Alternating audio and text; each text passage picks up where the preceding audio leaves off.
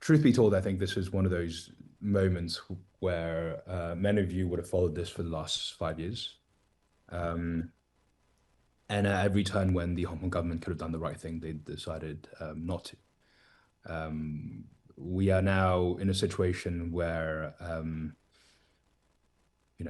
it took decades and decades to build up the Hong Kong legal system to what it was, the respect that it had internationally, and within 5 years, this government essentially managed to destroy it. And every single day my father is in prison, they're not only telling everybody in Hong Kong what their legal system is now, they're also telling all of us, all of you guys, members of the media, the price of speaking out, the price of doing the right thing. I think many people have asked me how I felt today in interviews. Obviously, horrible. Even though you expect the sentence to come, you're still devastated by it. But one little thing that has given me sort of this bittersweet moment was when they sentenced my father. In court, I heard that he was stoic and he smiled, almost as an act of defiance to all these people, all these horrible people who are doing these horrible things to him. And it makes me remember one quote that Apple Daily had in this inaugural edition. And it says, are we not afraid of the handover in 1997? Of course, we're afraid, but we refuse to be intimidated by fear. People who do amazing things like my father has done, courageous things, they feel like everybody else. But they refuse to be intimidated by fear. And I think still to this day, he is still refusing to be intimidated by fear. So I'm going to hand over to Claire now, back in DC. Firstly, thank you for having us. And I mean, of course, as Sebastian said, we are extremely heartbroken by the sentence. The sentence handed down this morning, Hong Kong time, is by far the harshest sentence handed down under any national security case so far, and will be for a long time. And this is for a man who has done nothing wrong. I mean, all they've proven is that he, as Jonathan said, all they've proven is that he is a man who loves God, loves his family, and loves freedom. And truth is an essential part of that. I mean, he has just shown the rest of Hong Kong that truth is like the value of truth. And the basis of the conviction and the sentence are really laughable at best.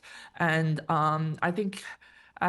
Personally, I think it's deliberate. I mean, these are judges who have been judges for a long time, who have also, destroyed the reputation of Hong Kong, as my brother said.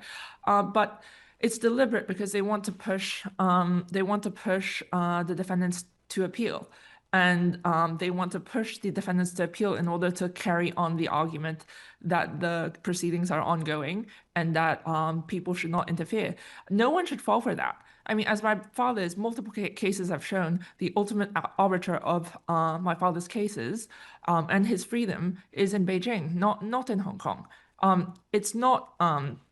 This is something that has to be solved sovereign to sovereign. It isn't something that will be solved. Through the court system. I mean, like the Tim Owen case, we won at every level, and then it was picked up by Beijing, and then we lost. It would just be wasting time that my father doesn't have. My brother has touched on it already, but my father is in failing health. I saw him a few months ago. I have watched as his pre-existing health conditions are very poorly managed, like his diabetes. He has suffered from diabetes for a long time, yes, but his blood sugar now is checked once every 3 weeks, if that. And his eyesight, which has just gotten worse over time. And as he has developed new health issues like like his heart issues, like his blood pressure problems, like his problems with his blood lipids, and there is a technical term for that. It just escaped. It's just not. I just can't bring it to mind right now. And I've also watched as the conditions he has been kept in have gotten worse. I mean, he doesn't even have access at any time of the day to direct sunlight or fresh air, not even during his 1 hour of exercise. The sky is completely sealed off. And when he's moved around the cell, he is completely covered in a thick black cloth, head to toe. I mean, all the signs point to the fact that the conditions he will be kept in will just get worse. They will not get better. I mean, this is what happened in the past 5 years, and now they have new arsenals in their toolbox through the changes in the prison rules, and also like the huge amount of leeway they are given in their treatment of prisoners to just make his treatment worse. And I know in my heart of hearts that the Blessed Mother and our good Lord is watching over my father. My father's faith hasn't wavered at any time, and it won't waver now. And as St. John Paul II said, never lose hope, and that God is with us in every fight, and especially this one. We as a family just long to do normal things. We want to go to mass together. We want to pray together. We want to have dinner around the table together. Like sometimes when I write to him, I write about baking a fish. Not things that are, I mean, it's or reading or reading together or so on. And I hope China sees the wisdom in doing the just and humanitarian thing and releasing my father as soon as possible. Thank you. Thank you very much. Thank you, Claire, Sebastian, Jonathan. Everyone will now begin the Q&A.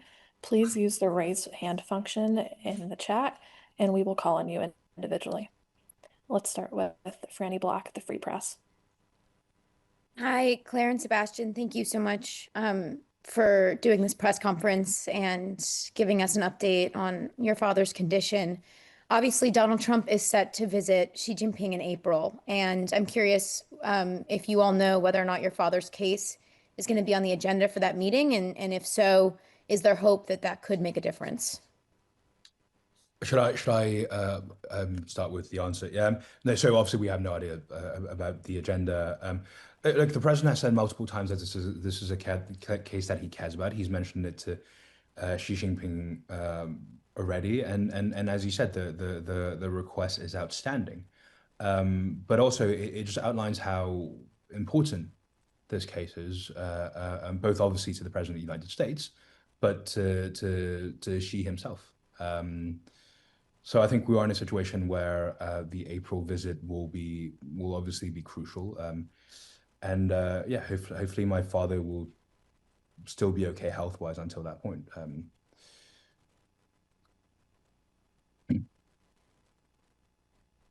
Yeah, I mean, just to echo what Sebastian has said, I mean, we are extremely grateful to President Trump and his administration. I mean, they have a proven track record of freeing the unjustly detained, and as Sebastian has mentioned, my father has been mentioned multiple times. So, we're hopeful, but we don't know. Thank you. Next, we'll go to Sean Tandon at the AFP.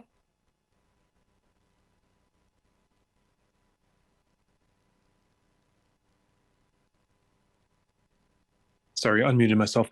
Thanks for doing this, and very sorry to hear about your father's situation. Sebastian, at the beginning, you mentioned a bit your father's reaction today, the stoicism, but a smile. I know these are little tidbits that you've heard. Could you explain a little bit more what you think is your father is feeling right now? I mean, he's given so much of his life for this, and now with this sentence, either from what you've heard or what you expect in the coming days, what you think he's feeling right now. Yeah, many people have asked me whether I think he regrets this, and or whether I would have asked him to leave all those years ago. But then I remember when my father was first arrested, 5 years ago, and then he was let out, and then someone had asked him, "Look, Jimmy, now that it's come to this, knowing that you might very well spend the rest of your life in prison, do you regret what you've done?" And he says, when I was in the detention cell, they gave you this thin little blanket, so I couldn't sleep. And so I had the whole night to look back on the last 30 years. Looking back, I realized I wouldn't have changed a damn thing. I think that was his reaction then, and I think that is his reaction now. He knows that he gave his all for his beliefs, for freedom, for democracy, for the people of Hong Kong, until there was no more to give. You can't control what these bullies, these horrible people do to you, but you control what you do, and he has done that, and it's incredible. It's incredible that he's still holding strong.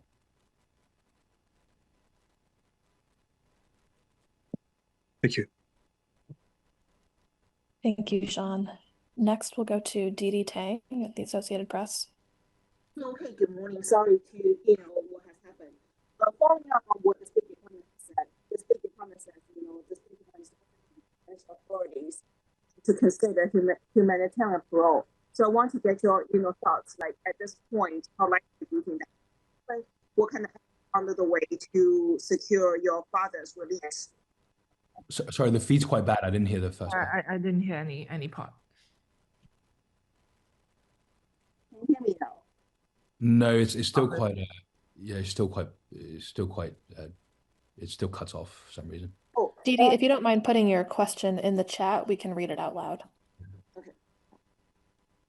In the meantime, we'll go to Emmeline Vin at RFI.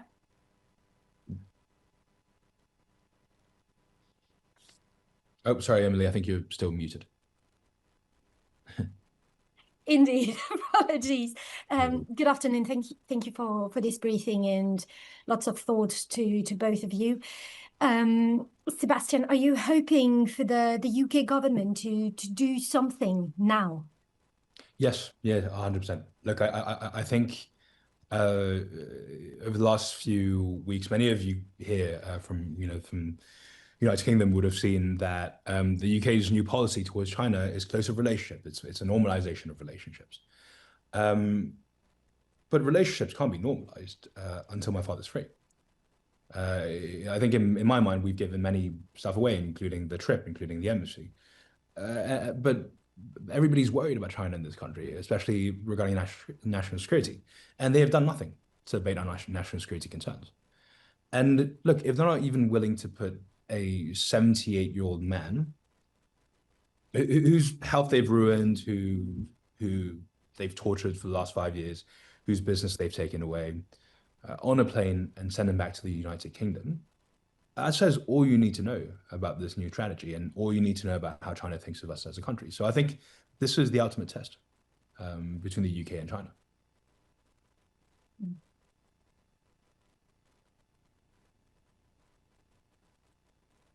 Thank you. We'll go to Yuko. Hi, Sebastian and Claire. Thank you so much for doing this. And I'm so sorry to hear about your father. My question is about the how do you see? So we just showed the Secretary of the State, Mark Rubio announcement statement to request a parole. But do you think that you are getting enough support from the international community? Is the pressure strong enough to change the course of Beijing and Hong Kong's authorities? And what do you expect from the Japanese government to do? Thank you. If I can quickly mention, I mean, the Japanese government has been supportive. I mean, they were part of the G7 statement, and I've had certain interviews with certain Japanese outlets as well. And I mean, we are getting a huge amount of international support from the EU, from the UN. But as mentioned, this is an issue that has to be that has to be solved sovereign to sovereign. And I mean, far be it for me to say how foreign policy should be conducted, but there are certain countries like the UK which you know, that in a country like with a country like China that has breached its treaties in the past, asking for a simple gesture of goodwill shouldn't be too much to ask. And that gesture of goodwill, to be clear, is the release of my father, who's a British citizen. Yeah, I mean, I echo what my father said. Obviously, just echoing how grateful we are to the United States and Secretary Rubio for this statement, and to President Trump, and also how grateful we are for Japan to sign on the G7 statement. Obviously, more can always be done. Japan could call for my father's release individually, as has many countries in the G7 statement. But we're grateful, and I think, look, my father's story is in some sense the embodiment of the freedoms that we enjoy in democracies, and how they're being targeted and destroyed. And I think it's a good opportunity for many countries around the world who believes in these freedoms, who value these freedoms, to stand behind this man and say, this is our guy, and what you're doing to him is completely unacceptable. I just do want it on the record that, I mean, the Irish Prime Minister Taoiseach, I don't know, has called for my father's release in its bilateral relations, and I mean, I just want to say how grateful we are for that as well. Yeah, and we hope that more countries do that, as my brother has said. These are the values that my father stood for, are values that are shared in many democracies. Thank you. I'm going to read off Dee Dee Tang's question in the chat. On humanitarian parole, as called by the State Department, what efforts are underway for your father's release? How likely or how hopeful are you for his parole? We have no idea, but obviously, look, this has been raised now at the highest level multiple times with Xi Jinping. Obviously, we don't know what the in-depth conversations are. But regarding humanitarian parole, this is a man who is, unfortunately, very close to dying. This is a man who's gone through a tremendous amount. His body has really degraded, as Claire very painfully said. So that would just be the right thing to do. Otherwise, I think internationally you're looking at Hong Kong and China essentially abusing an elder. And also, I mean, just to add, the life expectancy of the average male in Hong Kong is 83. My father was handed a 20-year sentence. He is 5 years from 83. I mean, just looking at this objectively, this has to be solved sovereign to sovereign. It's not something that, given his poor health, he has it. Yeah. As I echo what Sebastian said. We have time for one more question. I'll go to Helen.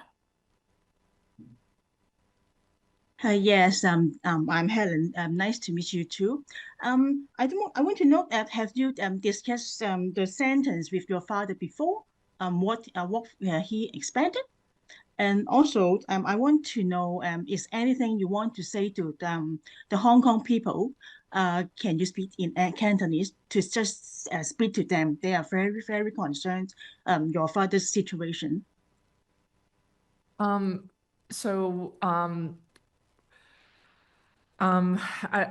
seen my father most recently. I mean, obviously we knew that I mean, this was something that I mean, my brother put it beautifully, that it was something, you can't if you live always deterred by fear, you don't really live at all. And but my father, he always knew that he always trusted in divine providence from the very first day of his arrest. up until most recently, you know, he knew that he was in God's good hands, and he fully trusted that. And as to the words in Cantonese, 我想多謝大家我見到我見到琴晚有好多人喺西九出邊喺西九出邊瞓覺，好似嗰時係咪8點定係9點咧？已經有成30幾個人喺西九出邊瞓覺。好多謝大家嘅支持，亦都好多謝大家有啲係我同我哥哥嘅訪問都會翻譯做中文。同埋即係蘋果日報25年做咗一個好難嘅任務，都係因為有香港人嘅支持，所以真係多謝大家。係咯I can Helen, I can do a video for you later on and yeah, thank you. Sorry, I mean, just to add to, in terms of discussing sentencing, no, look, it's not something that Dad's ever discussed with us growing up. Obviously, we always knew that he was doing the right thing, even as children, and we always kind of knew back of our mind that this was a possibility, but that, you know, it's a man who's doing what's right, and I think it's as simple as that. And you don't really need to, if you're doing what's right, you don't really have to explain to your kids why you're doing what you're doing. And the consequences were understood, and we're obviously very proud of him. Thank you everyone for joining. If you have any follow-up questions, please feel free to reach out to the email from which you received this invitation. Thank you. Yeah, thank you very much, guys. Thank you. Thank you for tuning in.